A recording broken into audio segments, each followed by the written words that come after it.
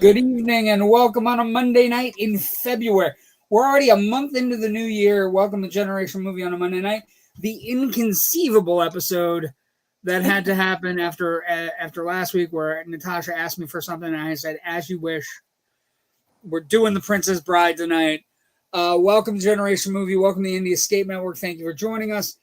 If you like us, if you like these three people, if you like the two people without the really pretty one, and I mean Rich, if you like us, find us on Facebook, Instagram, IMDb, Threads, Blue Sky, TikTok, all of these places you can find us and subscribe. It takes less than a minute. It helps us immensely. We appreciate you, and we would love to have you tune into our stuff when we go crazy or when we're talking about things, which I think we're gonna go a little crazy tonight. We'll talk. Let's get some comments before I introduce my two running mates tonight. Joe says, "Good evening, all. Good evening, Joe. Good evening, friends. Good evening, Ken McKernan. We'll see who shows up tonight in the chat. Welcome to my good friend Rich Drees and our special guest Natasha BOGUTZKI. How are you guys doing tonight?" Good. Okay. Perfect. I was under the weather most of the weekend, and then all of today. I slept until like almost 1 o'clock in the afternoon, which is very much not like me. We have stuff going. To give people some context on that, Rich is like Bruce Willis's character from Unbreakable. The motherfucker never gets sick. So when he does, which is very, very rare, I think. Did you run into Mr. Glass? Like, what happened? I don't know, but in 12 years I have known him, I've only seen him get sick twice. Okay. That's fair. I mean, I haven't got. The other time was that monstrous stabby eye headache thing I had.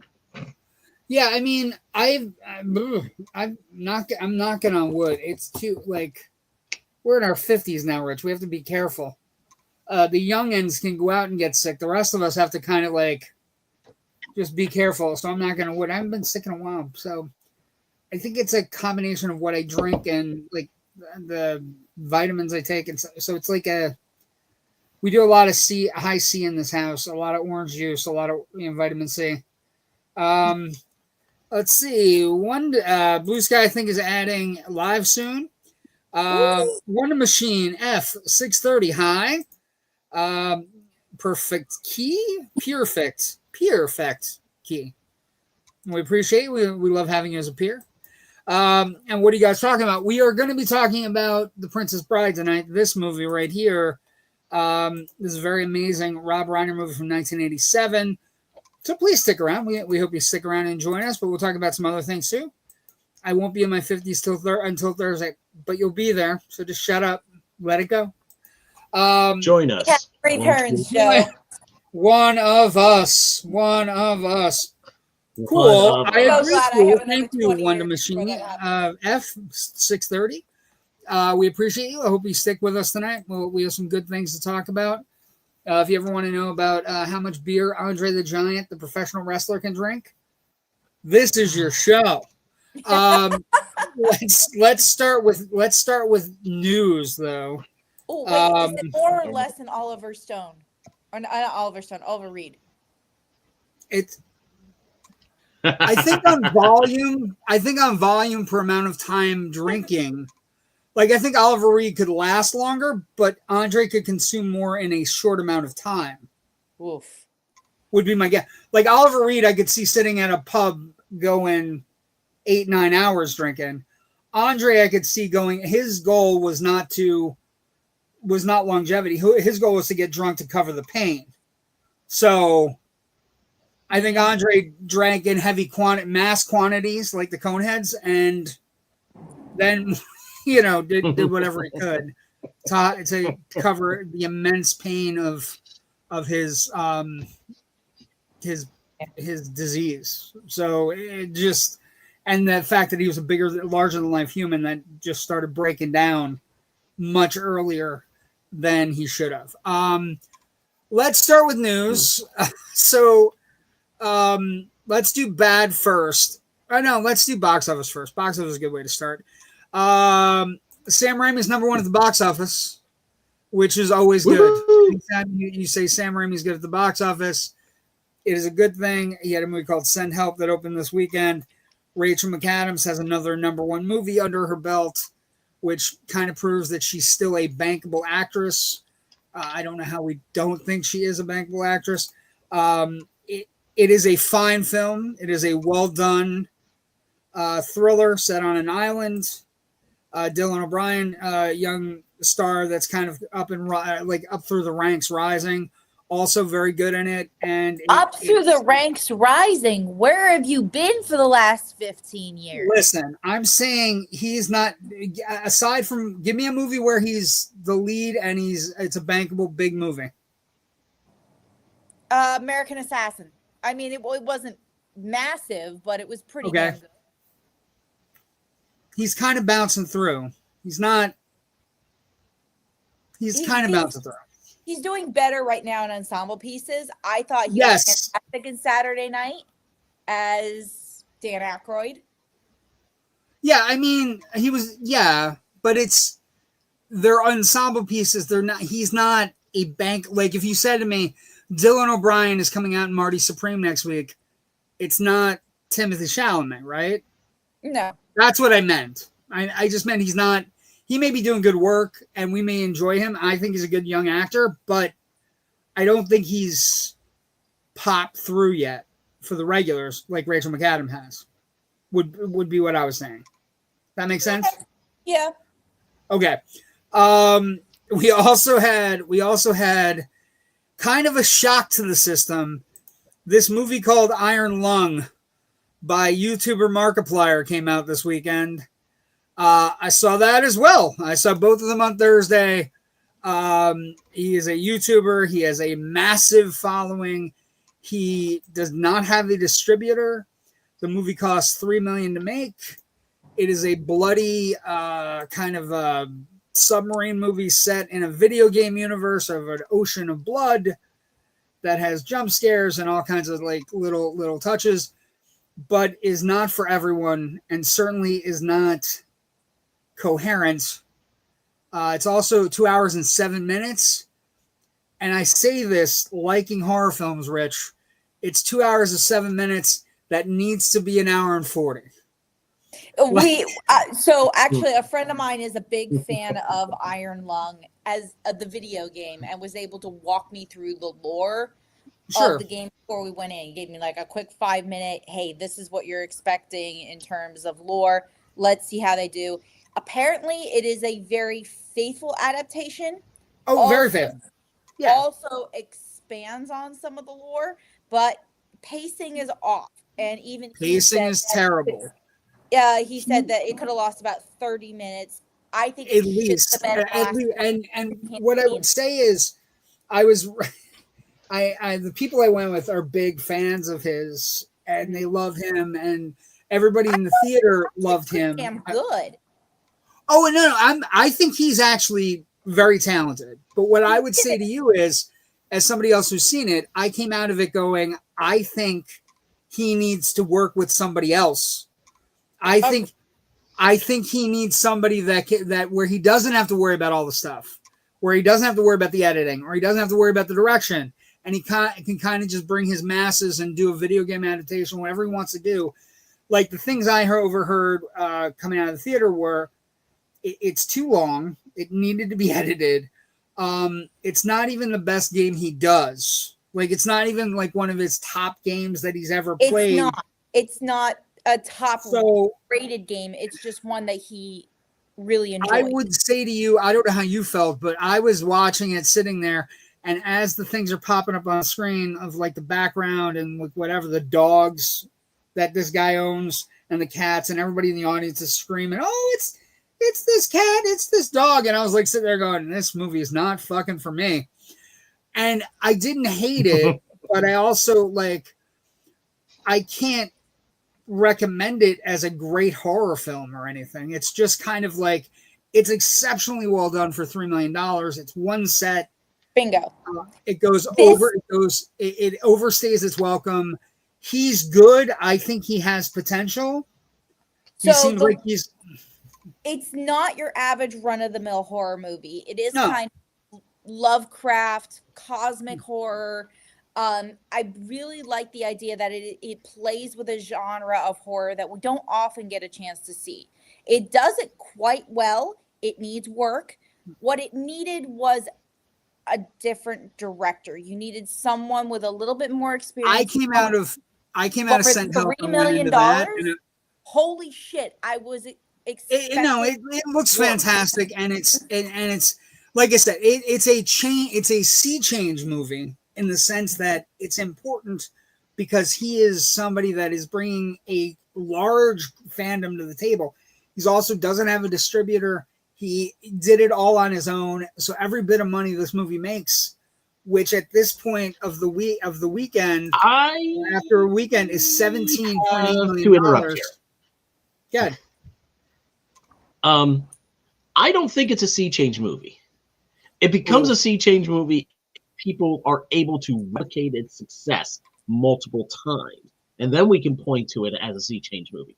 As of right now, it's a great, Horatio Alger, underdog story of here's a guy who was a YouTuber. He built up his audience and he managed to leverage that into a very successful opening weekend that was big enough to make the money that costs to make and market this film. He has made his money here multiple times. Yeah, over.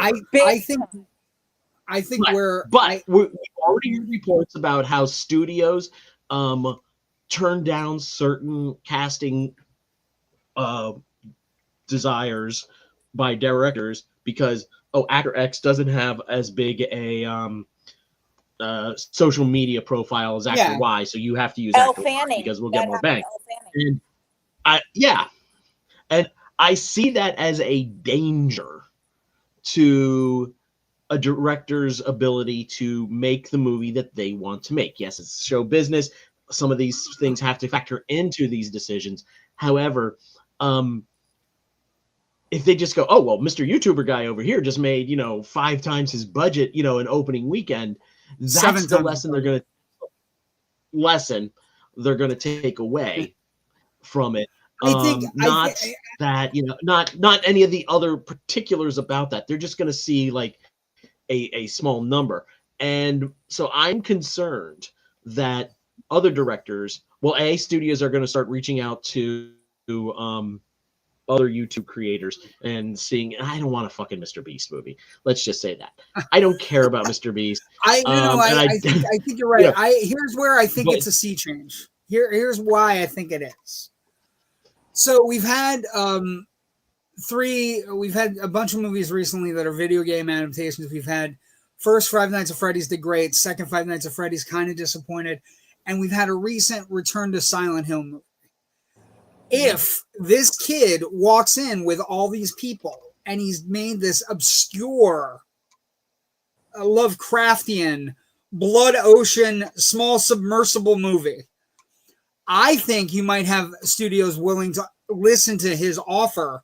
Let me make a Five Nights at Freddy's movie, or let me make a Silent Hill movie, or I think it could Five Nights at Freddy's was one of his most. Yes, that's what I'm saying. I think it's a sea change in that regard. Like, I think he takes this and says, I've played much more popular games and I've done other things, right? And look what I did with this, again, Cthulhian blood ocean submersible movie. Give me the opportunity to do something major. Or something that has not only has an IP to it, but also you're mixing my peanut butter and my chocolate together. I have my followers. We have an IP that I've played, and I think there's one that's the one that came up with the person I saw the movie with was a comedy, a horror comedy game where him and his friends play it, and it's them kind of freaking out about the horror. I think it's Phantasmagoria. I don't hold me to that, but I think that's what it is, where it's he doesn't have anybody to play off of in this movie, and it's all on him. At some point, he will have people to play off of, and I came out of Send Help, and my reaction was, if this movie was directed by Sam Raimi, it could be really special. Do you know what I mean? Like, not just kind of special. And it's just an interesting. I think it could be a weird sea change. I actually kind of agree with JW on this. No, Rich, I agree with JW on this. With a little bit more practice under his belt, when it comes to video game horror adaptations or video game adaptations, where he understands the lore, he understands writing and pacing, and has a bigger crew behind him and people to work with, he might be able to get butts in the seats in a way that's insane. I looked at a Deadline report the other day, and I'm going to pull the age group here, but this was one of the breakdowns on their box office. It was like 62% of people under the age of 25, men and women, went to go see Iron Lung, and roughly about 50-some% over the age of 40, men and women, went to go see Send Help. Imagine if you were able to combine those together. Yeah, I just think he's got to, and I don't think it's going to happen. I see your concern, and what I will raise you is, I think certain YouTubers are unique. I think he's unique as compared to a Mr. Beast. I would agree on that. He is very. I think there's something to him that leads some sort of gravitas to the games he plays, and so and seeing the movie, I came out of it going, I would like him to not have to worry about all the shit he apparently was worried about. And I would like to have like an actual horror movie director kind of sitting there going, hey, let's let loose or have a good time. Like make like a, and again, the one that came up for the people I was with was this like a horror game where him and his friends play and they get scared. And it has like a Ghostbusters vibe when you watch the video. He's like, that's what he said. And I'm not saying it's going to be Ghostbusters. But the idea or concept of he has nobody to play off of, it's very heavy material. It's 2 hours and 7 minutes, and we're already talking about a $21 million 7 times multiplier. It appears to me to be a sea change movie in the sense that they could give video game adaptations to this kid and let him play with them, and maybe they're not. Maybe he understands the lore better. But why bring in the studios at all? He banked well doing because the problem will be that the video game adaptations that he's going to want to do are going to be owned.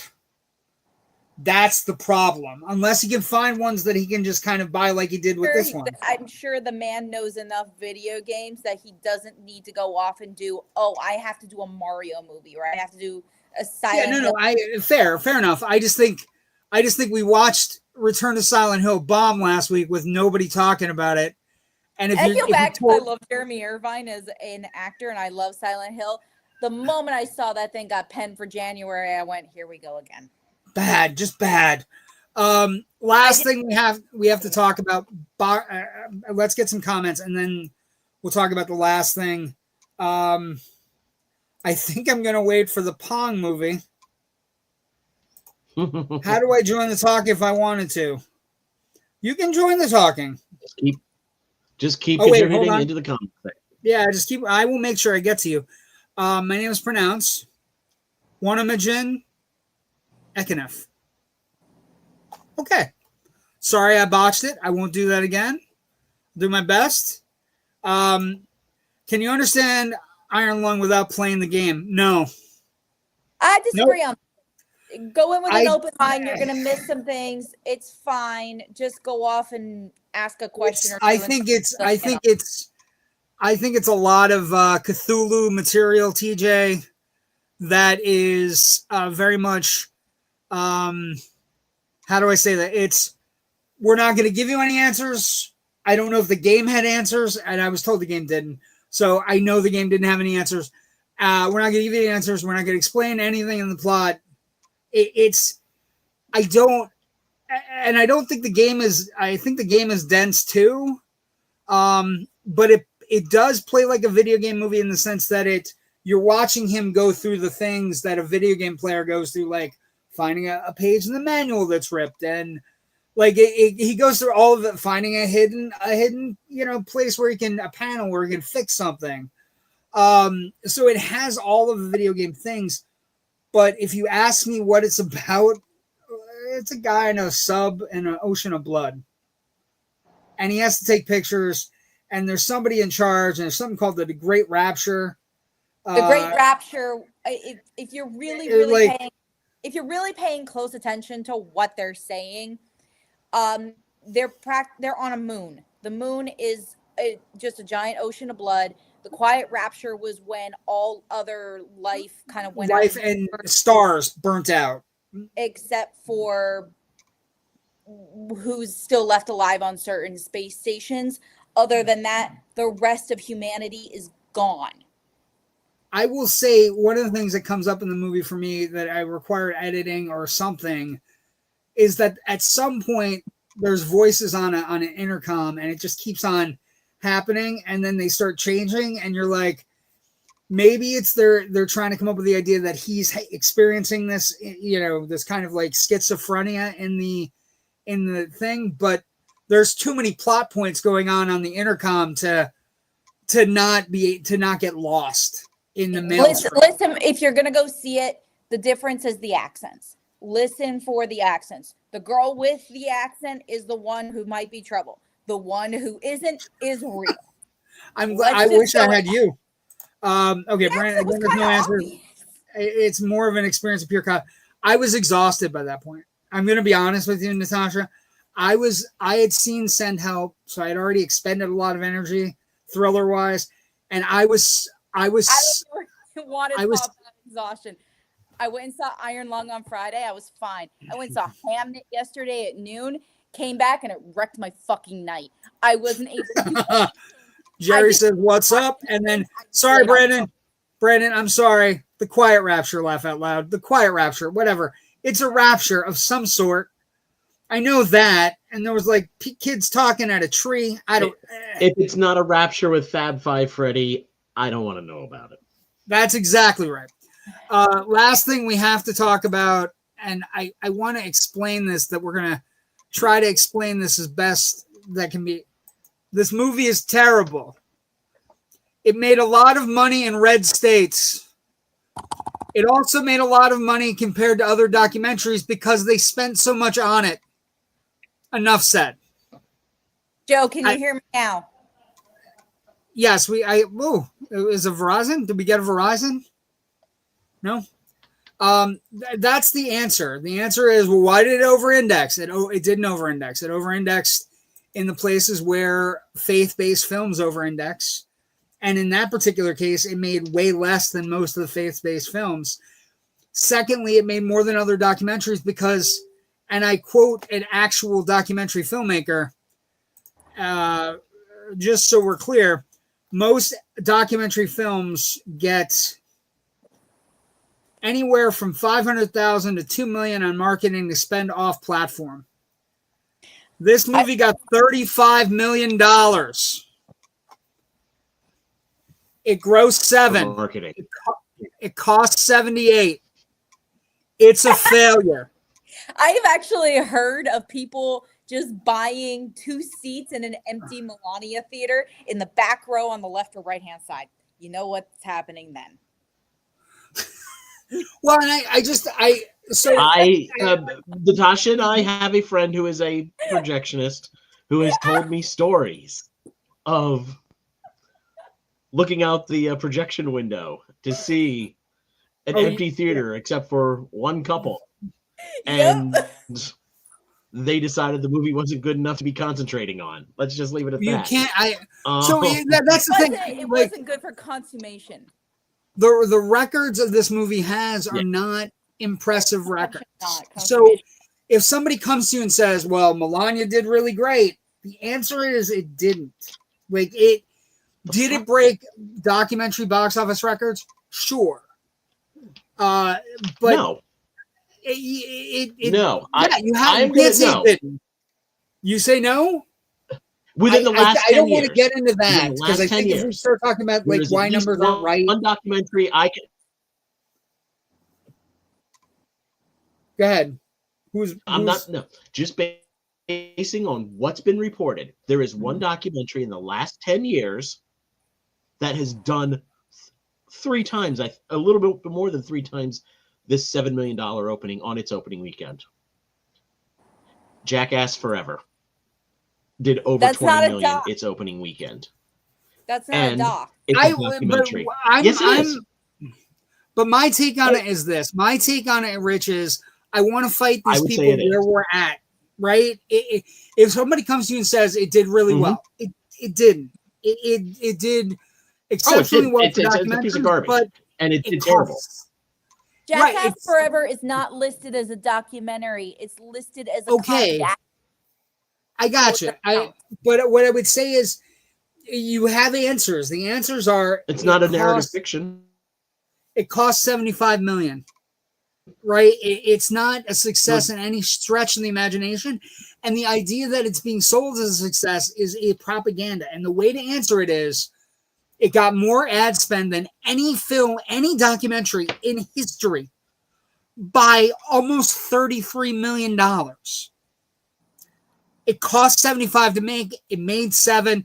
If you bought a company that made something for $8 million and you lost $75 million, $67 million, that's a failure.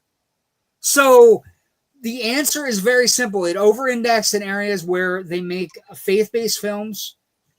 Great.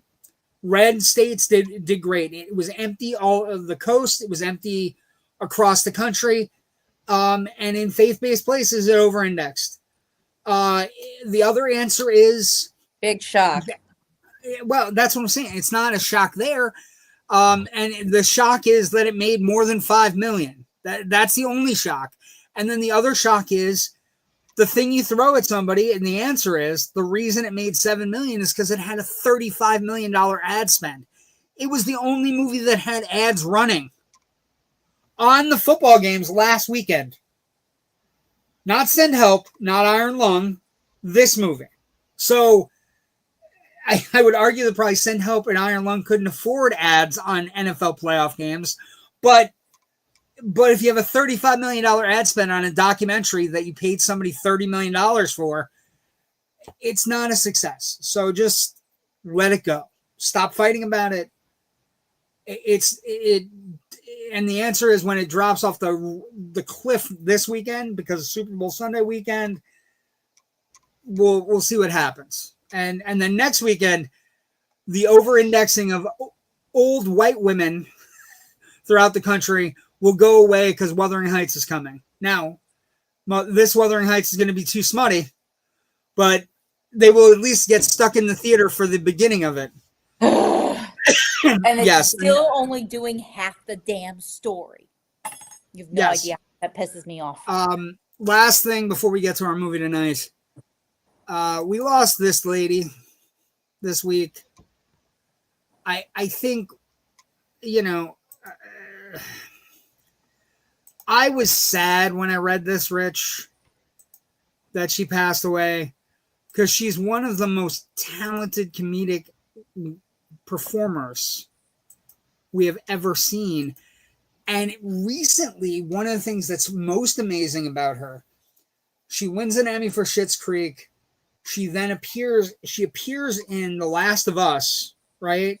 So good in that role too. So great in that fucking role as somebody that's lost her husband, is actually like a psychologist for the entire camp and has to deal with Joel and his shit and she's constantly trashed, and it's just a great role. And then she also was in this show here, The Studio. So, we lost Rich. Rich will be back. We lost Rich. I think he's still fighting with his internet. It was glitching out. I think he was. It was glitchy. Let's get some comments while we're waiting. Well, this is a question. Ticket sales. How many actually sat in the seats? Tickets can be bought. That is a theory that's going around. How do I say this to you, Joe? My take on this entire situation is I feel I want to fight this particular idea that it's a huge hit at its core. And at its core, it's just a faith-based film that over-indexed in certain areas of the country with a $35 million ad spend that no movie like it would ever get. So it's better to fight it that way. Rich is back. I'm going to put you back up here. Then Joe wrote, laugh out loud. Rich is and Tasha's a bit soft. JW's the loudest one without a mic. True. I'm loud anyway. Kevin, yes.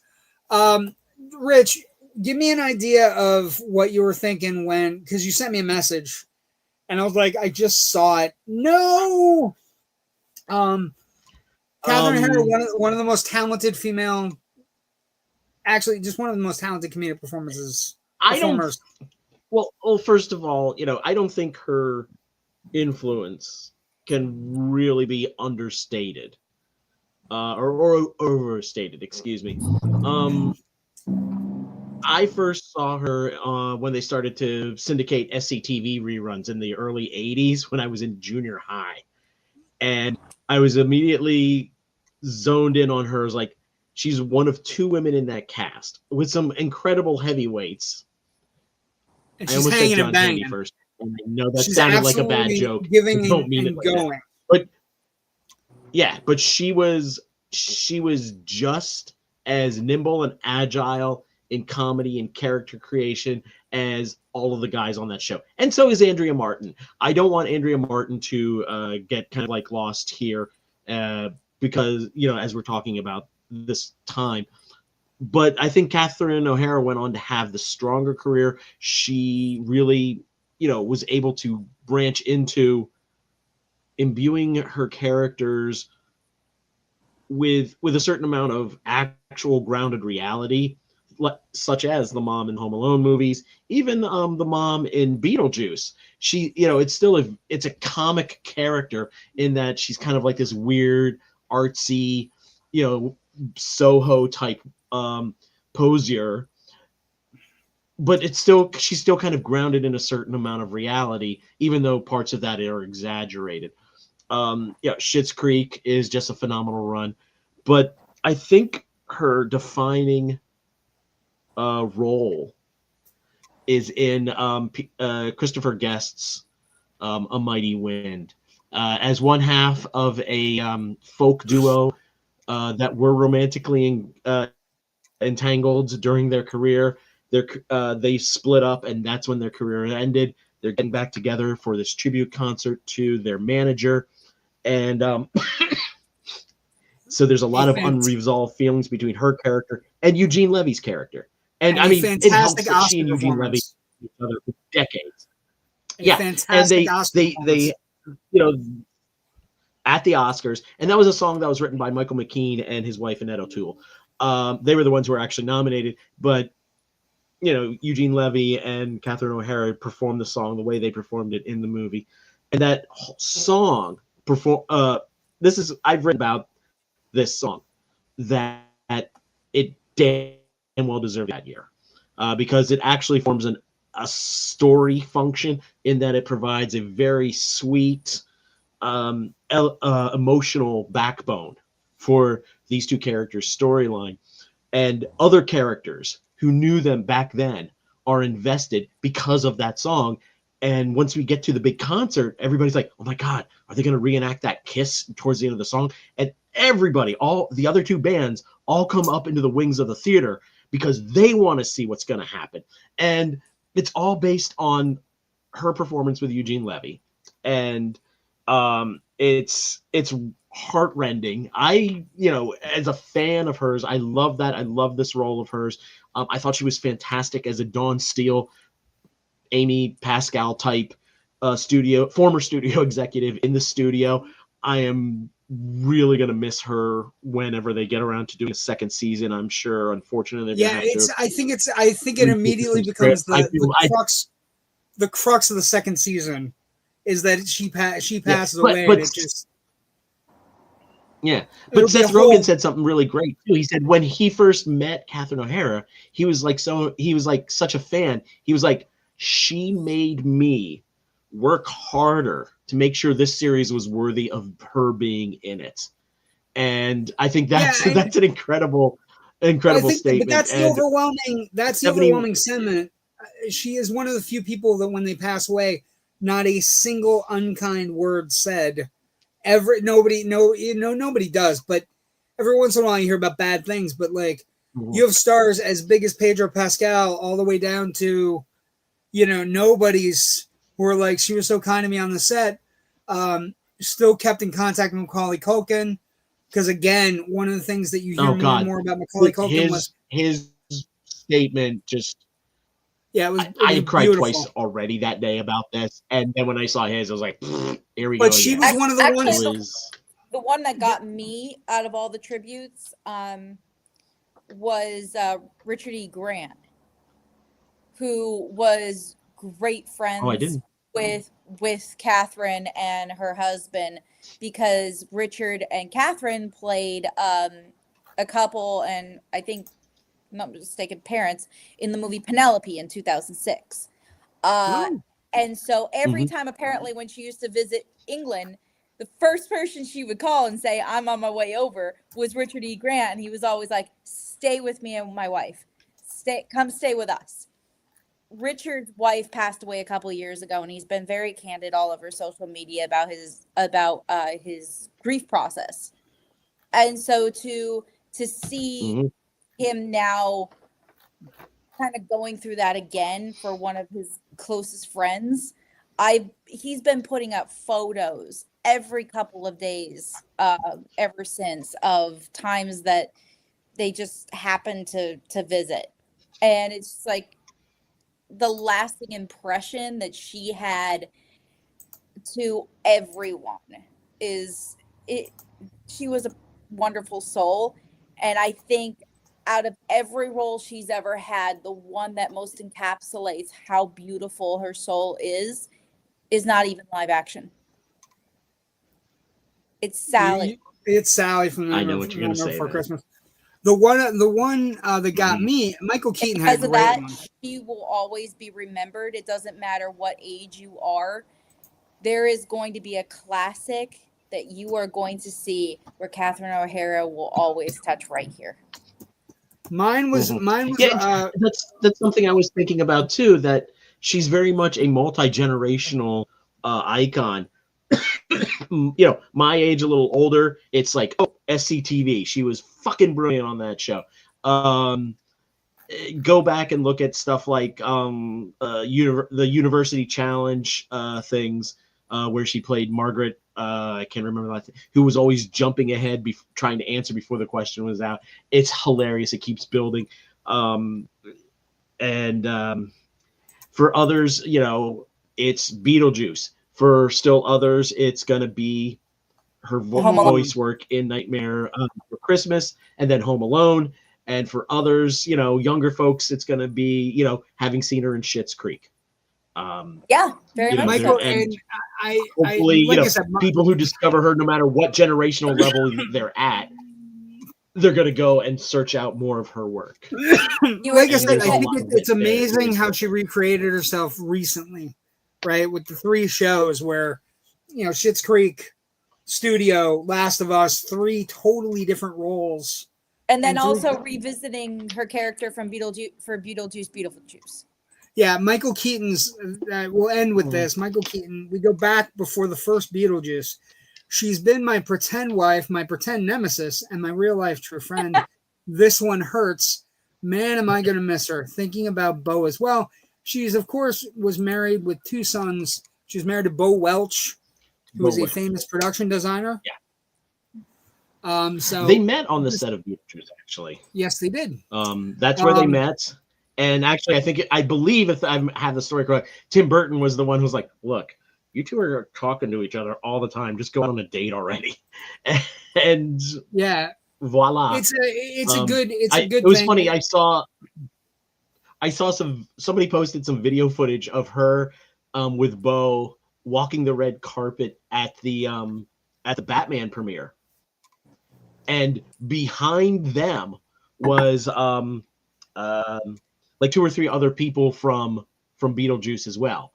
The guy who played Ortho and 1 or 2 other actors. I suddenly blanking on who it was, but it was like, that's really cool that like all of them are there to support Michael Keaton and Bo, and you know that like the rest of the gang from the previous movie showed up to support them and Tim Burton and everything else. I was like, that's pretty cool. I like it's a loss. She was a stunning actress, and Bo. It's what like as we get older, like we're gonna watch some of them go, like people go by the wayside that are so inherently important to our upbringing. You said SCTV at the beginning. That's exactly where I found her. There she is, slugging it out with Martin Short and John Candy and Eugene Levy and Joe Flaherty and Andrea Martin.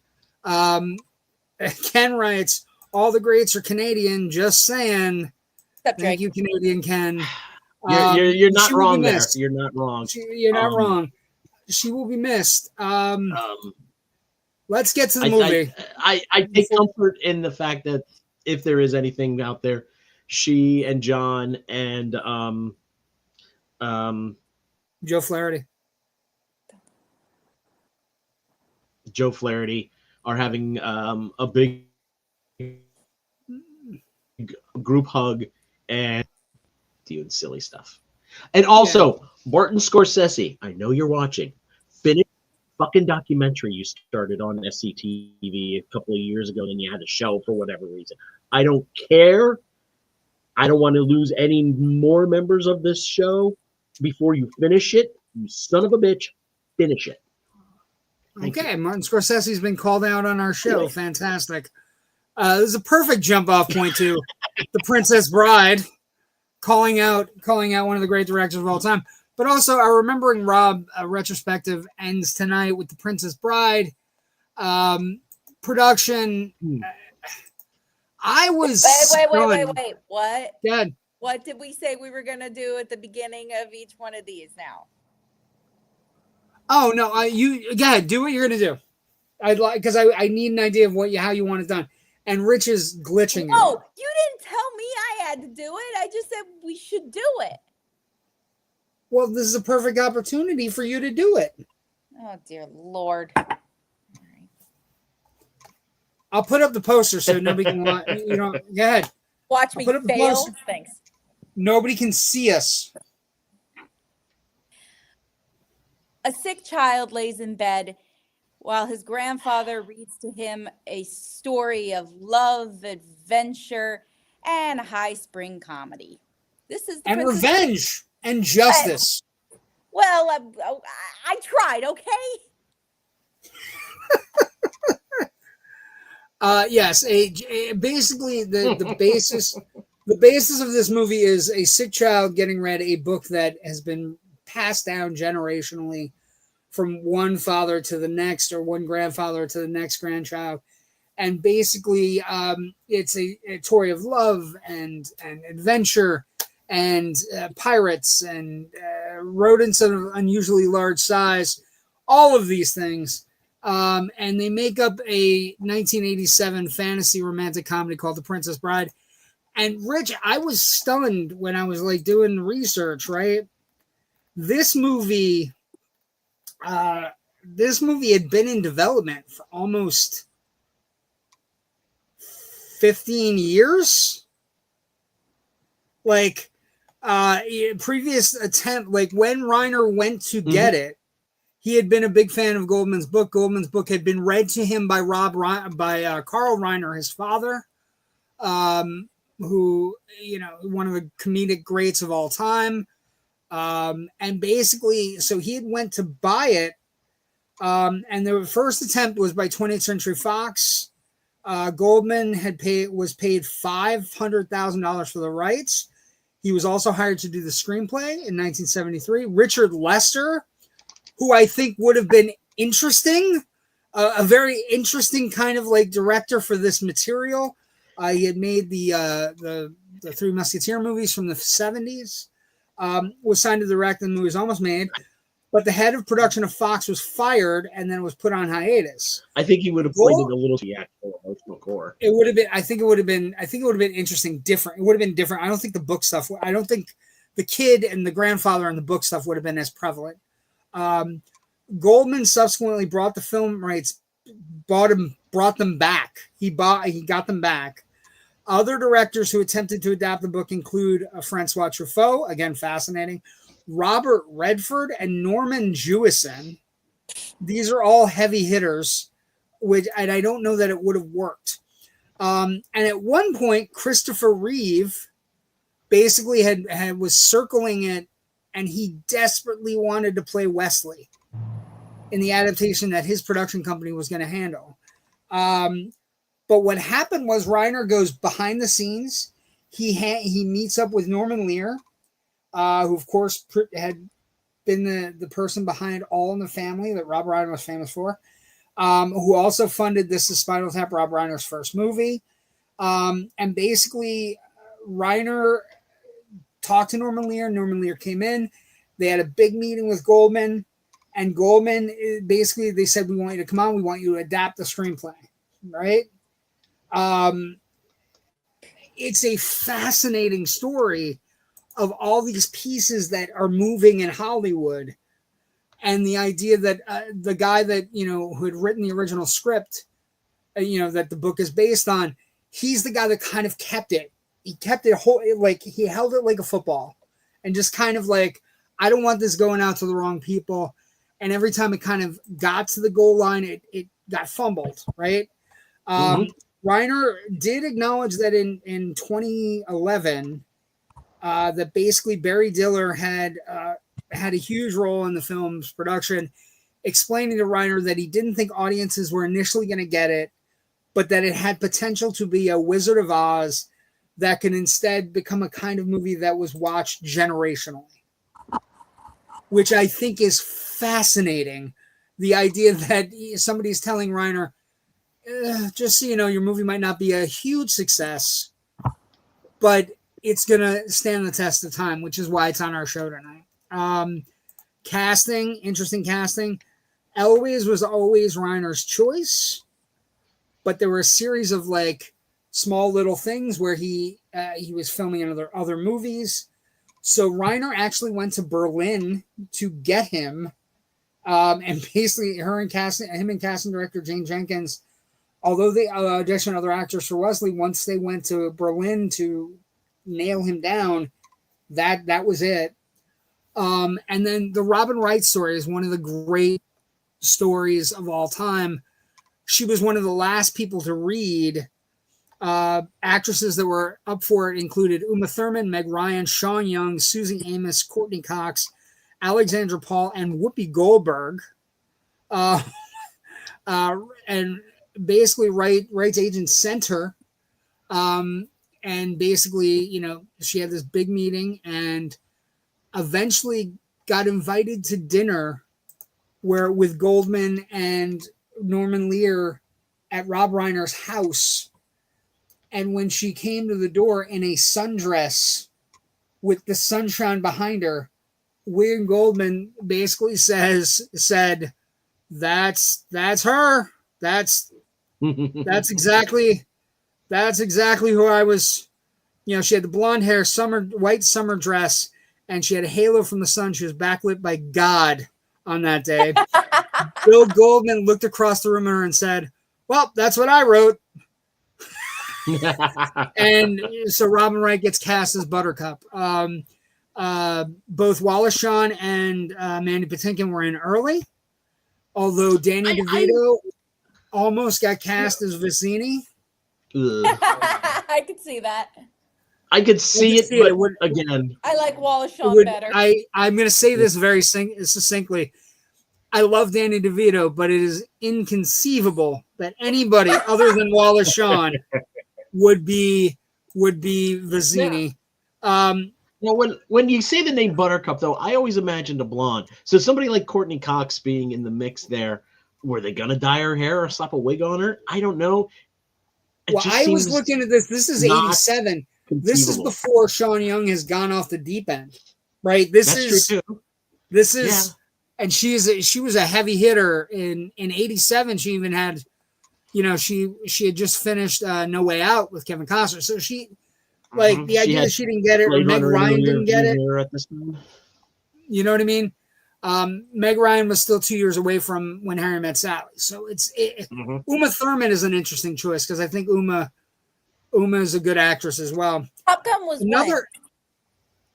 I'm sorry? When was Top Gun? 86 or 87? Top Gun was 86. Okay, so she would have just been jumping off of Top Gun at that point if it was going to be Meg Ryan. Yeah. The other super interesting thing that comes up with casting for this movie, when William Goldman originally shot the novel in the early 70s, his first choice for Fezzik was always Andre the Giant. But Andre's wrestling schedule as the main attraction for the WWE and every single wrestling organization around the world made him very unavailable for filming. So Goldman's second choice was Arnold Schwarzenegger, who was unknown in the 70s. And then, other people that were put in the mix, Kareem Abdul-Jabbar, Lou Ferrigno, Carol Struycken, all major big people. Liam Neeson also auditioned for the role. I like the idea of Kareem. Kareem might have been interesting, but I fear basketball players in fantasy movies. It all goes back to Will Chamberlain and Conan the Destroyer. Anyway. I knew you were going there. I knew where I was going. Carl Struyken's an interesting choice. Yes. I'm not sure he's very thin though. He's tall, but he's very thin. So I don't think he can get away with like the I am the Brute Squad, you are the Brute Squad exchange. You are that wouldn't work then. The interesting thing is, like, when Goldman went to the WWE, the World Wrestling Federation, well, it was World Wrestling Federation in the 70s, but they asked about hiring Andre, and he was told the filming conflicted with a Wrestling Tokyo match. The Wrestling Tokyo, just so we're clear, this is the 70s. And I'm going to throw a number out there. The Tokyo Wrestling match, Andre's fight purse at that time for the attraction that he was in the 70s, and this movie gets made in the 80s, Andre was still a worldwide attraction. His payment in Tokyo in the 70s was $5 million. That's how big Andre was. Yeah. Because that is a number that is not replicable in this environment. Even in this environment, there are very few wrestlers that make over $2 million a year. This was for one match in Tokyo, $5 million. Tinkering around. I'm a wrestling fan, so tinkering around with the Andre the Giant stuff. Yeah, but he also had that $6 million man juice going for him too. Well, he had that as well, but he was also he was the biggest attraction in the wrestling business by far. And like I said, at that point, it wasn't like it is today when there's only three or four federations. Andre would go from parts of the country around and around the world. And if he came into your area, he was the biggest draw on the planet. Like, we're talking Muhammad Ali draws for small towns in the South. You know what I mean? Like, I never cared about wrestling. And even as a kid, Andre the Giant was kind of like this thing you kind of knew. Colossus.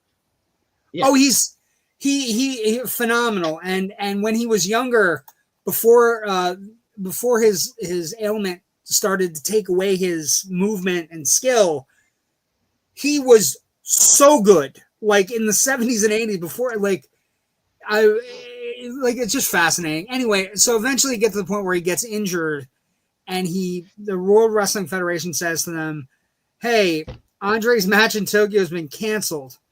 He can play the role of Fezzik." So he was still getting the $1 million paydays in the 80s. Andre found his participation was a gratifying experience. And basically one of the things that came up was that most wrestling, this is sad, Andre would go from town to town, and nobody would spend time with him because he was such a big star. And so when he gets to this movie, one of the fascinating things is the first night the crew has a dinner, they invite him to dinner, and he didn't know what to do with himself because he had never been invited out. Which, yeah, it's just, and I'm sure he went out with people, but to be invited by a I am suddenly envisioning one of those makeover montages, but with Andre the Giant getting him ready to go out. Like they take him to a store, they're buying him a shirt and trying ties and doing something with his hair, and just so we're clear, a jaunty song. Could not like the Andre, like when you learn about Andre, had trouble finding hotels, had trouble traveling to and from arenas, had trouble getting on planes. Like there was nothing easy for him. So for him to take out time from a busy schedule to go and film this movie is a huge thing. And again, most of the time he was making $7 million a piece, $5 million, I should say. So film was shot on location in England and Ireland in '86, including Sheffield, England, Buckinghamshire, England, Derbyshire, Robin Hood Stride, which is in Birchover, Derbyshire, England, the Cliffs of Moher, Haddon Hall, Penshurst Place, and then all of the framing story scenes are shot at Shepperton Studios. So this entire movie gets filmed in England. And one of the things that happens when they go to England is that Rob Reiner rents a house and they have nightly dinners at the house with everybody. And I was just like, it's got to be a big house. Well, it's got to be a big house. And also the concept that even if you're fighting with somebody on the set that day, you figure it out that night. And it just creates this camaraderie that is highly noticeable in the movie, right? It's there. Much anymore. Well, no, and as we've progressed through these movies, what you find is all of these Rob Reiner movies have a lot in common with he finds the right actors. He has somebody that knows how to write a script, right? Production-wise. He knows exactly who he wants for the roles. Everybody develops chemistry because he's doing all this shit behind the scenes that sets his movies apart from everything else. He creates a miniature family. We have this thing in theater where for a while we become a theater family because we spend more time with each other than we do with our own families during rehearsal. We have our work family during the day, which, I mean, it's not exactly, for a lot of us, it's not a freaking family, but we do see them for 40 hours a freaking week, which a lot of times is more than we see our families.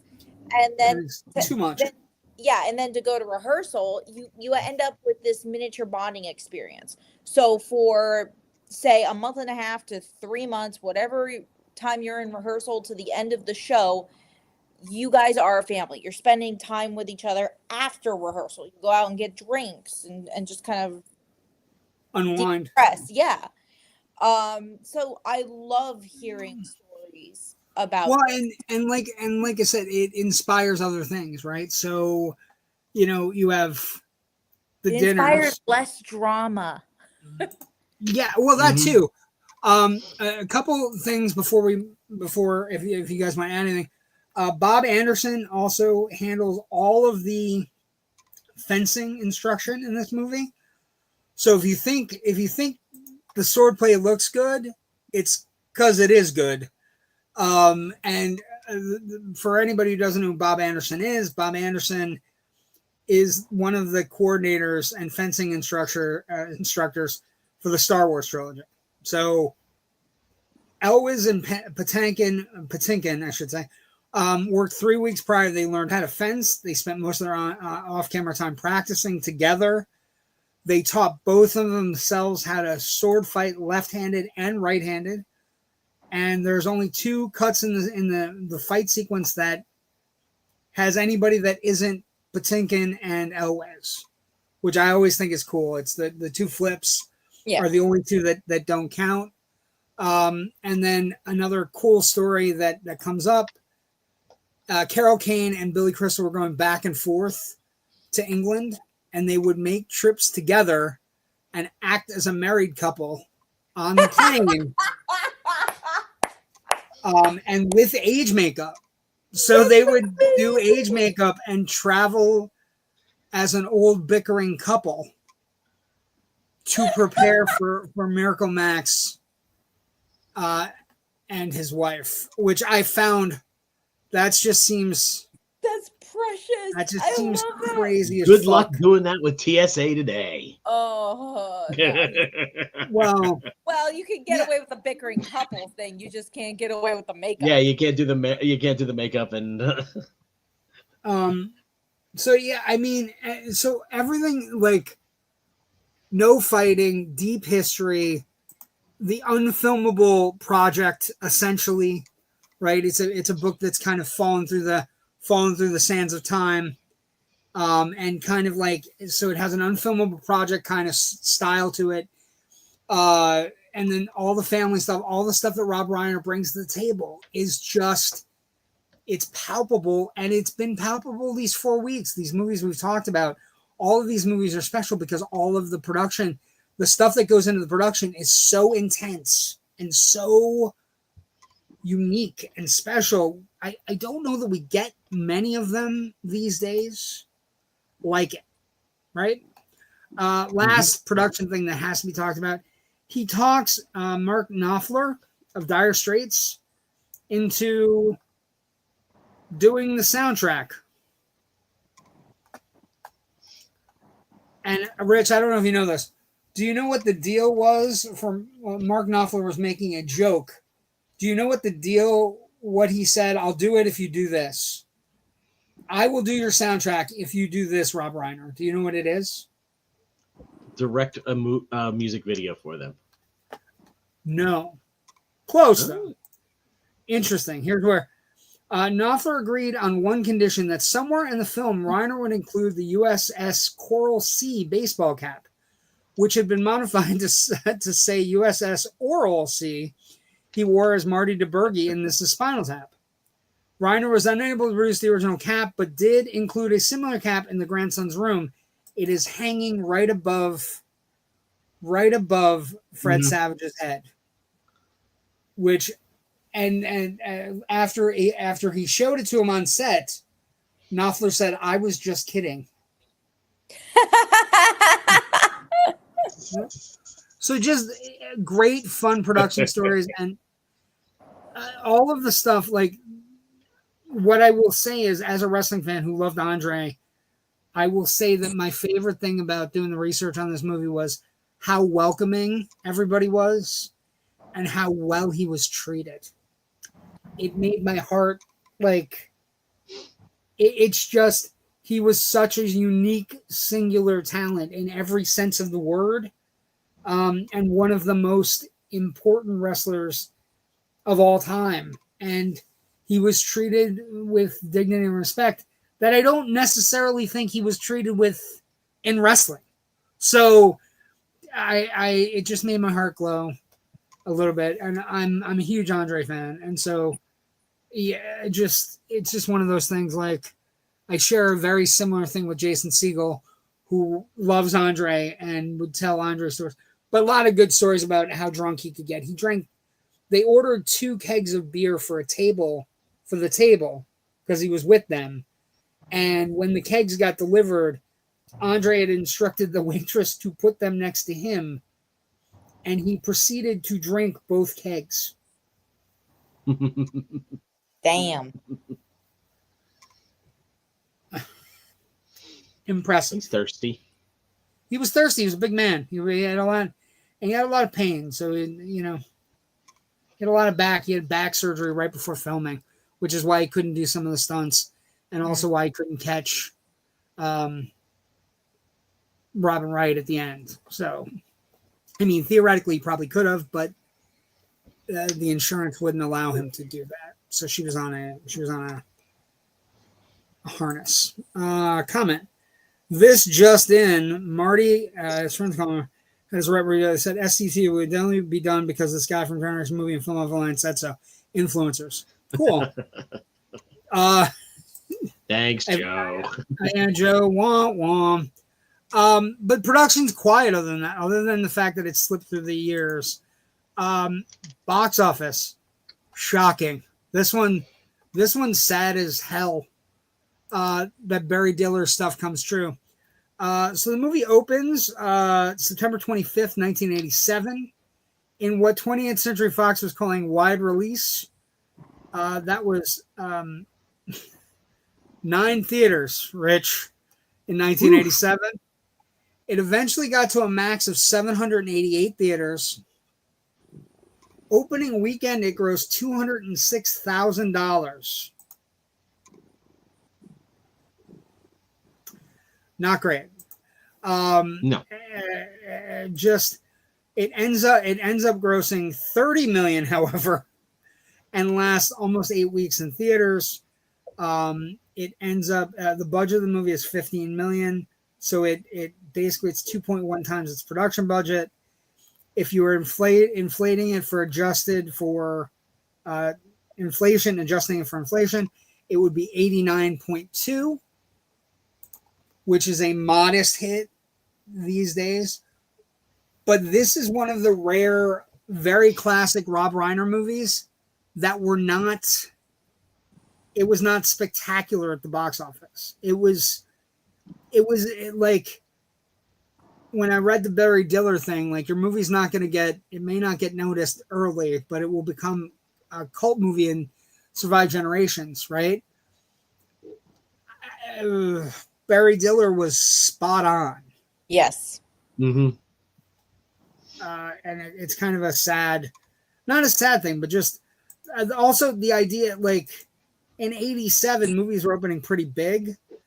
The fact that it opened in late September, the fact that it like, how was The Princess Bride not a summer movie that could have been found by kids?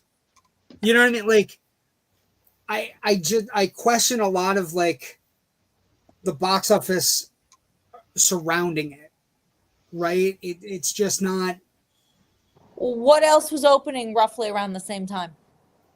In 87? Yeah. September of 87? September of 87. Oof. Whoa. I don't know. Was that Arthur? Yeah. I've been petting him for the last 10 minutes. And I touched a spot and he did not react very well. Okay. Like his back leg all of a sudden. Give me 1 second. I'm doing talk amongst yourselves. I'm doing quick research. I will say this though. It feels very much that the cult, the discovery of this film on VHS home video happened relatively quickly. I was a freshman in college. It was September of 87.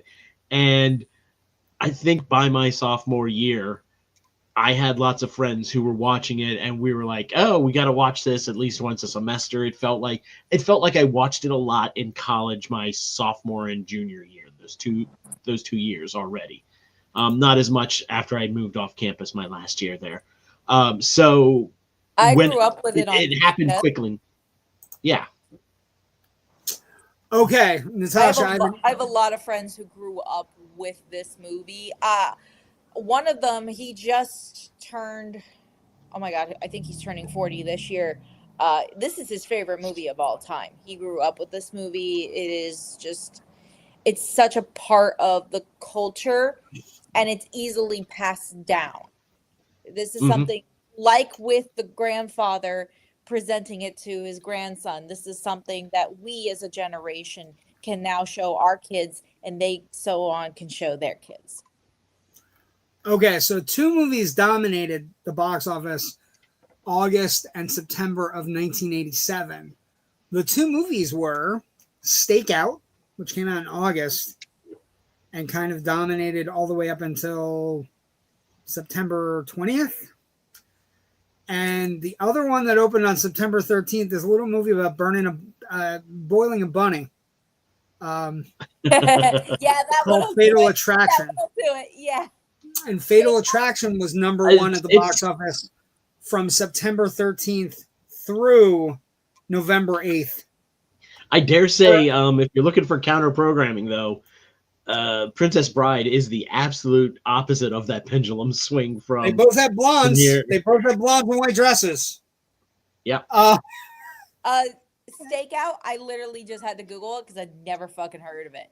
Fatal Attraction, however, grew up with that one. Stakeout was actually a really good movie, but a little bit like I could easily see that movie being reevaluated as a bit creepy now. Just looking off of this poster, it looks creepy. Yeah. Yeah, maybe. Yeah, sure. But yeah, so it did not have a good box office run, but again, where it kind of like sparks out of control is there are so many, like the post-theatrical release on this movie is one of the most extensive, like rescuing a movie from obscurity in history, like you were saying, you know? Critical response then and now, again, we use Rotten Tomatoes as a good aggregate, gives us a good solid, heady kind of like figure out. 93% on Rotten Tomatoes from the critics, 94% from the audience, the popcorn meter. So I always, again, when anything over 90, I try to find the people that aren't in on it. And then we'll talk about our two favorites. Gene Siskel loved it. 3.5 out of 4. It's the bright humor of the story based on William Goldman's novel that is laughing all through familiar territory. Lou Lemonick, neither terribly funny nor rousingly exciting. The Princess Bride tries to be both. It's sad to see a movie that's the victim of its own ambitiousness. Wow. Brutal. That is ouch. Brutal. Completely wrong. How about this one? Yeah. The problem with the movie, though it has some fine flips and Phillips and witty asides, is that it is predictable overall. The Princess Bride is corny, and it's simply not as touching as it might be or as is perceived. Yes, it's corny. That's part of its charm. That's why it's fun. Mm-hmm. How about this one? Joe Bolton. It says it's okay to be corny. You can still enjoy that. It can still be heartfelt. Well, and that's I think the idea, like pulling off high schmaltz, is difficult, right? It's not easy. And I think you need to give it needs a wide berth, and it also needs like the right deft touch with a directorial hand. Joe Boltaki of the Sacramento Bee. The Princess Bride is exactly what the little boy suspects it will be, a dull kissy book. It's a good argument for playing Spider-Man video game or watching Ron Howard and American Graffiti for the umpteenth time. That's very specific. Stephen Hunter, the Baltimore Sun. The first half is much better than the second, by which time Reiner and Goldman's hip, facetious style and fondness for in-jokes has worn quite thin. If it weren't for the gem of performance by Mandy Patinkin as a daring-do Spanish sword fighter, avenging the death of his father, this lollygagging tale would drift into the margins of the movie screen. Some of them are like... I would say Mandy kind of grounds the film in a little more of a serious tone. Yes, he's hilarious, and he's got a dry wit that matches the rest of the movie. But the intensity, he brings an intensity that some of the other characters he brings a stage lacking. Performance intensity to the role, and it right? works. It totally works. He's hitting the back of the auditorium. Yeah. How about this one? Fred Lutz of the Toledo Blade. The Prince, 0 stars. The Princess Bride is just about the most labored, clumsy, and boring movie I've had to endure this year. Ooh. The only thing funny about it is that so few people seem to be coming out and saying so. So he's saying that you idiots who think it's funny, that's the shocker. The surprise is how slow. That's a level of no. For me, that sounds like someone who just who wants to be different for the sake of being different. That sounds like somebody that hasn't been laid in a while. It's garbage, and how dare you disagree with me? Fuck that. It sounds like everybody coming out enjoying it. You motherfuckers! I haven't had a date in a week, a month, or a year. How about this one? This one's brutal as well. Oren Gleiberman, so somebody that's still in the business. The surprise is how slow Reiner's gait is and how little he brings to this story. Written by the veteran screenwriter William Goldman, who adapted his own bestseller, the film has some charming scenes, but it's plotting and mediocre at best. Yee. Princess Bride is not a movie that you watch if you want uber high art with major fucking themes across the board, and it's a warm hug and a blanket. I think what sets again, there's obvious chemistry between Elwes and Robin Wright. Yeah, I think what sets it apart is it's a whimsy movie. It has whimsy to spare, right? It has Andre the Giant. It has Mandy Patinkin playing a Spanish sword fighter. You know, it has sword fights that are reminiscent, if you've seen the original Adventures of Robin Hood. It's more like that than it is the sword fights we got used to in the 80s with like Highlander, right? So it's considered to be one of the best sword fights ever put on film. It's a really good sword fight. I have no problem. Like, I think the interesting thing is to not get into it as whimsical. I think part for me, there's two things that set it apart for me. It's the chemistry, it's the on-screen pairing. I think the writing is incredibly witty and also very smart, right? It's like a perfect Rob Reiner function. And then I think the thing that works the best is the framing, right? The framing, the framing is so cool that when you show the movie to other people who have never seen it, they are the kid, right? Everybody you show this movie to becomes the Fred Savage. Like, is this a kissy movie? Like, what the hell are we watching? Because I showed it to my sister when she was younger, and I'm not feeling it. I'm not feeling what we're doing with this movie. I don't know. It's all over the place for me. And then you realize midway through that you become the Falk character. You become Peter Falk.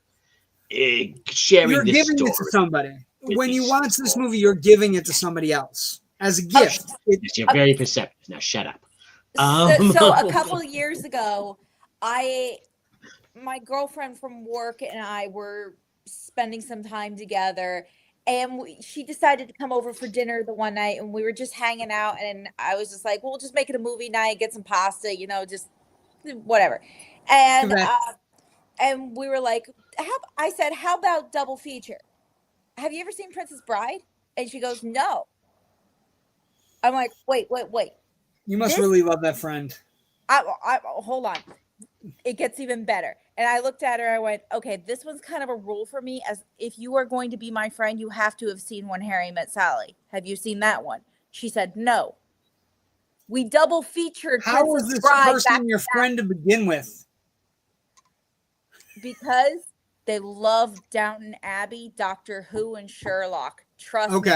We can go round and round in quotes for days. And Merlin. So, yes.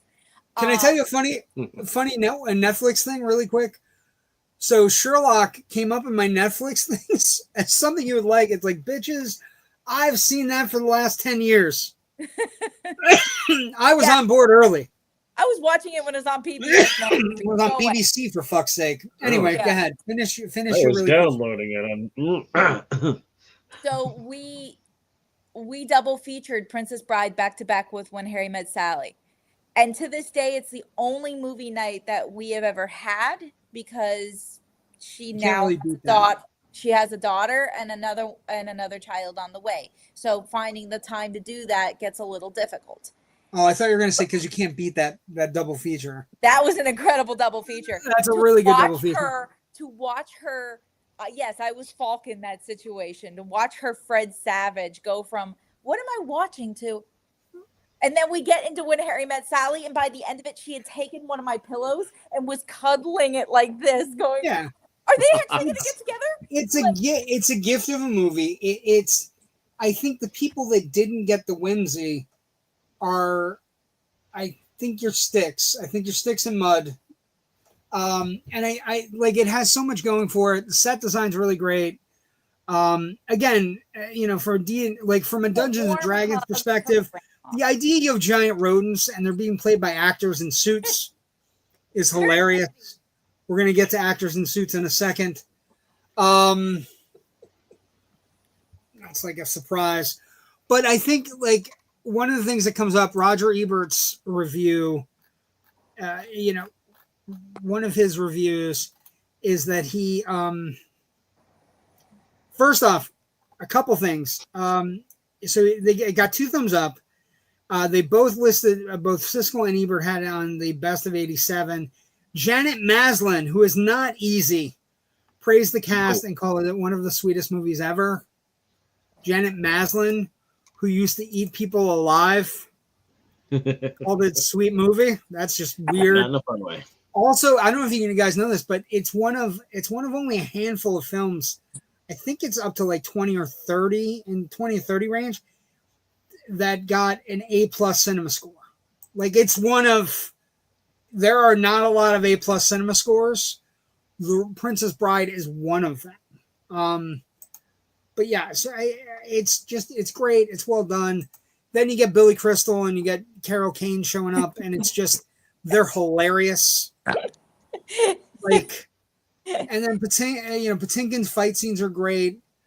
Just the idea that his is revenge. Every character has their own arc, which is super cool. Yeah, I think you make a great Dread Pirate Roberts. Yes. It's a very good movie, and it stands the test of time. And the thing is, when you give it to people, it's a gift. If they've never seen it, it's like, oh, you're in for a rare treat without sounding too old. But you did it when you were younger, so you're good too. See, it's the same thing. It's a rare treat. Legacy and franchise viability. It's a gift from Rob Reiner to us, and then we continue to give. And then we continue. It's very much paying it forward. Yes. Yeah.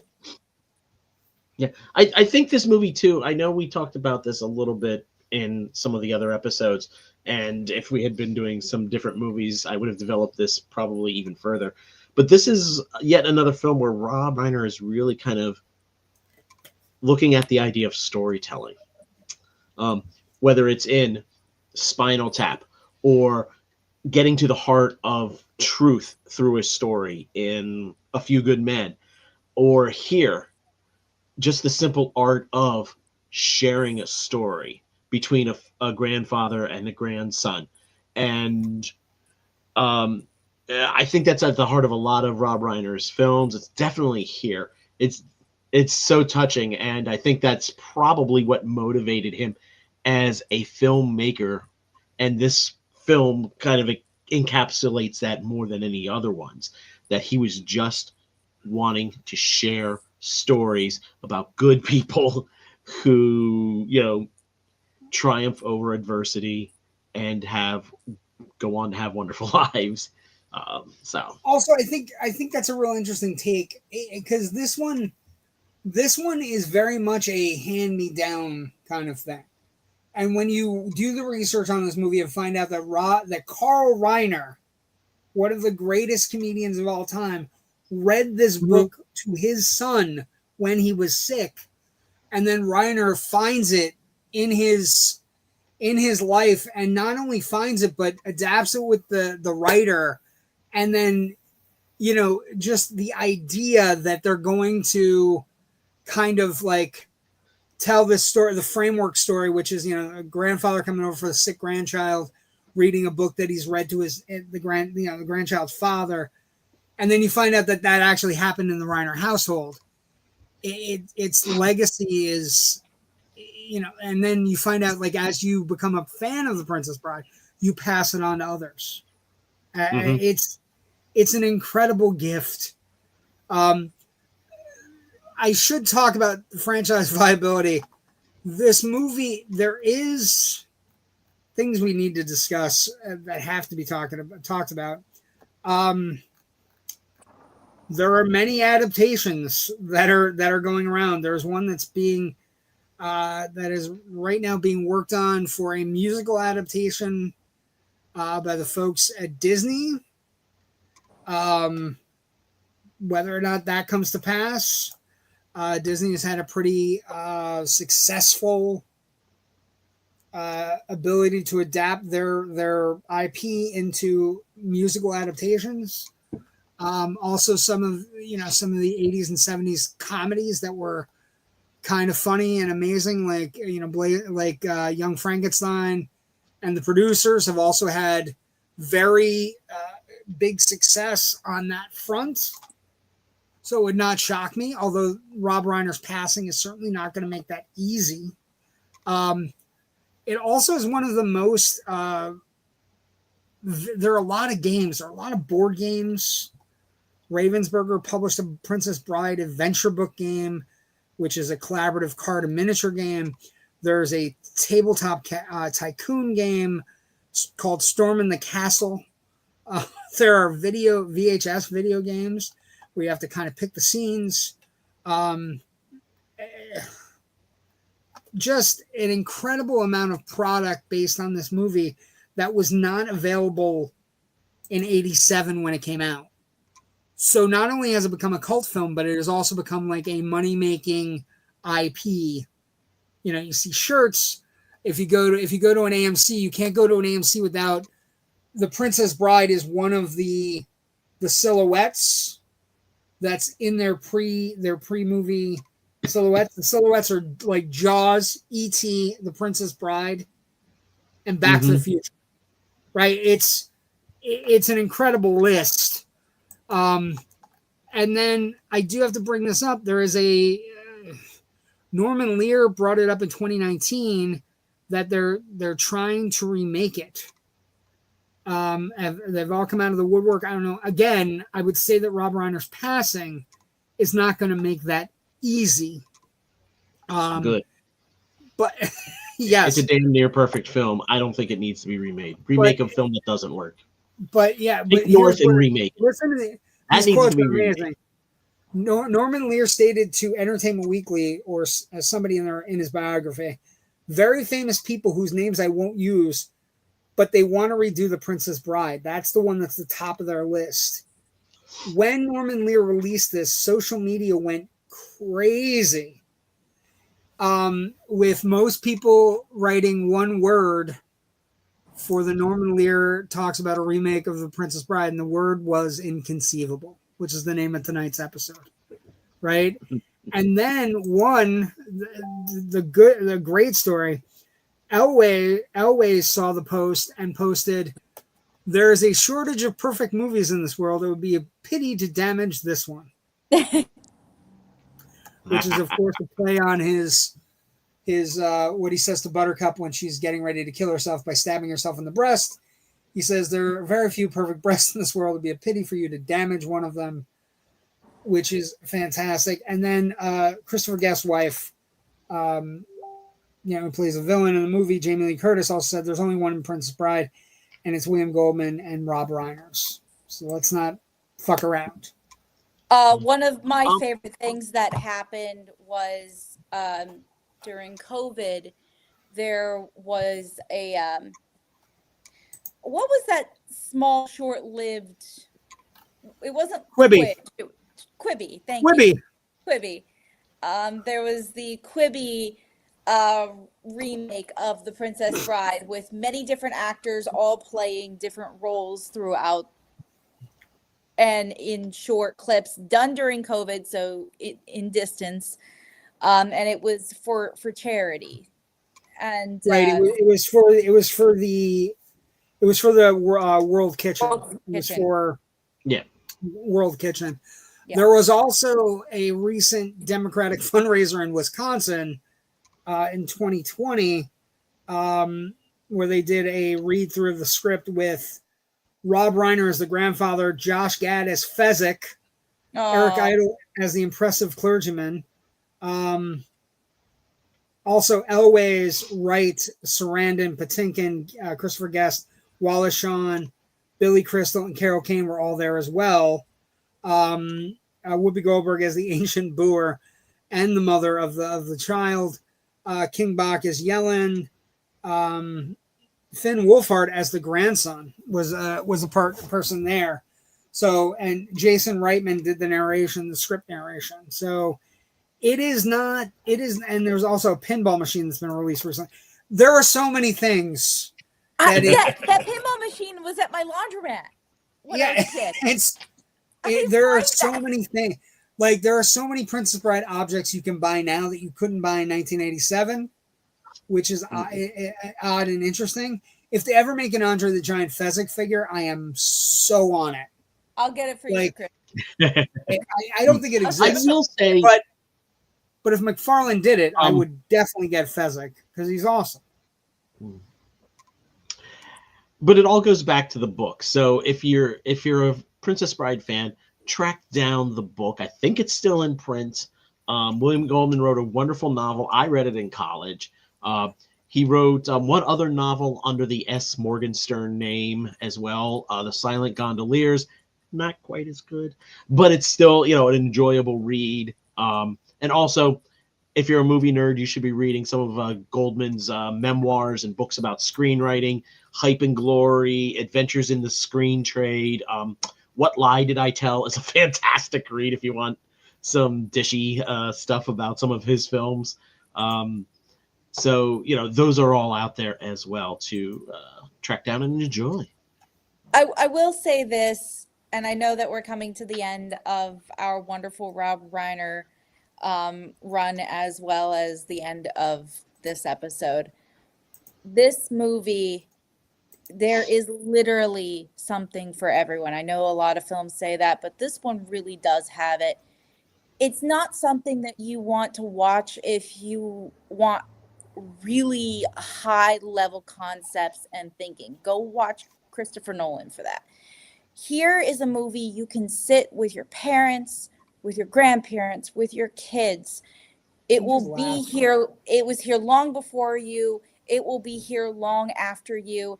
And it is a warm hug from someone that you love.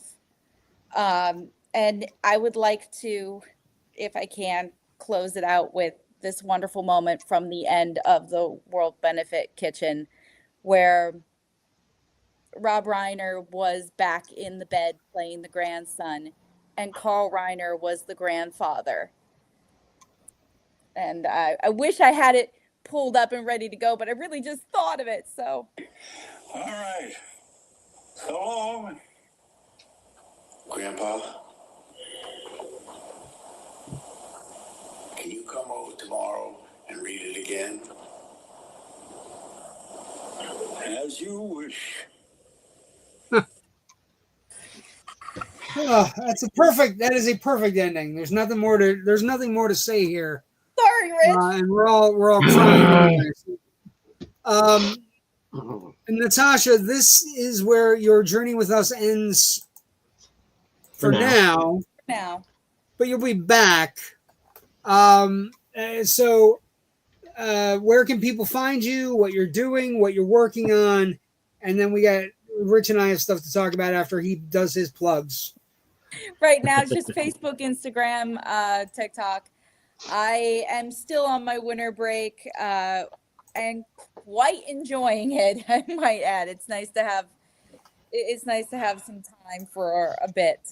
Other than that, I got nothing else to add. Rich, take it away. Wait. Don't take it away yet. Oh, wait. I gotta put Rich Drees, where can people find your stuff? Go. All my writing can be found at filmbuffonline.com. We've got a Facebook page. We've got socials on Twitter and Blue Sky. I can be found at Filmbuff Rich on the Twitter, the Blue Sky, and the other thing, Threads. I've got a now award-winning film, our new film that I wrote and directed with my beautiful and wonderful executive producer, NATASHA BOGUTZKI. You may have heard of her. It's called Murphy. It's won Best Comedy Short at the New Jersey Film Awards this past weekend, and our actress Maddie got the Best Supporting Actress award for at the same time. So we're very proud of that and very happy for her.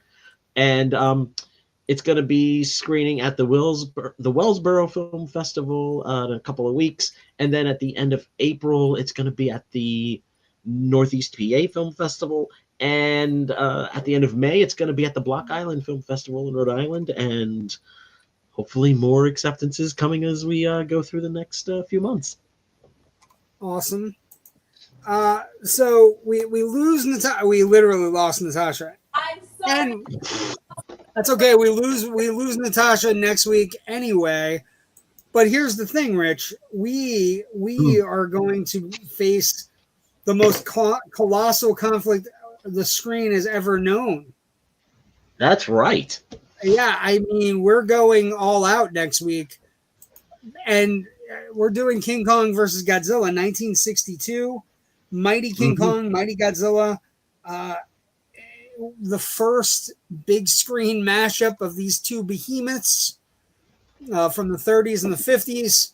And although we lose Natasha, who is still there, we will have a guest, and that guest is Tom Shabula. That pronounced right? Shabula, yep. Author of a great book. He's author of King Kong vs. Godzilla. He has this book, forward by Dana Gould, who is one of the great comedians that really understands pop culture. And he is the forward of this book, and we'll have him on to talk about the significance of King Kong and Godzilla. That is a big deal. We're super excited to have him. He has also written a book about super spies that has appeared on your show, right? Yep, he's been on Fabulous 60s on Natasha and my podcast. Yeah, so we're super excited to have Tom. This is his third book, I believe, and they're all really great pop reads on pop culture history. And I would recommend them even if I didn't go outside of him being a fascinating read. We're super excited to have him. You can find me, JW the Movie Guy, Facebook, Twitter, Instagram, X, or whatever the fuck the maniac is calling it this day. You can find me on IMDb. You can find me all those places except TikTok. You can also find me on Tuesday nights with my good friends Jerry and Joe, and occasionally Raven, and occasionally Rich. If the mood takes us and there's a big story. Natasha, the last 4 weeks have been, actually the last 8 weeks of our show have been spectacular.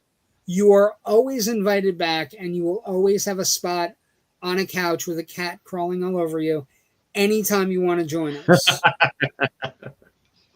I get it. Coming back in March. and you're supposed to come back and curate some lady film projects in March, correct? Some for Women's History Month. We're looking very much forward to that. I need to talk to you about that, but yes, I am quite looking forward to curating. Okay, but it sounds like you're still coming. We can talk about it, but as long as you're still coming, that's all that matters. I'm definitely Thank you for joining us and being on this wild ride with us as we've done it the last 8 weeks of our show. We appreciate you. We love you. And we'll see everybody next week for King Kong versus Godzilla. Thank you for joining us tonight. We'll have say the name again, Rich. Tom Shabula. Tom Shabula. Thank you for joining us. We'll have Tom next week. I don't think he can replace the sheer awesome beauty and spectacle that is Natasha BOGUTZKI. Thank you so much for joining us. Everybody stay safe. Go see a movie. Yes. Next week is the big week because this week is the Super Bowl, so it'll be more. This is a big trailer week, so be on the lookout. Also, Scream tickets go on sale on Monday the 9th, so we won't have another show of this nature until then. So Scream 7 tickets go on sale the 9th. Have a good night. Stay safe. Bye. Bye.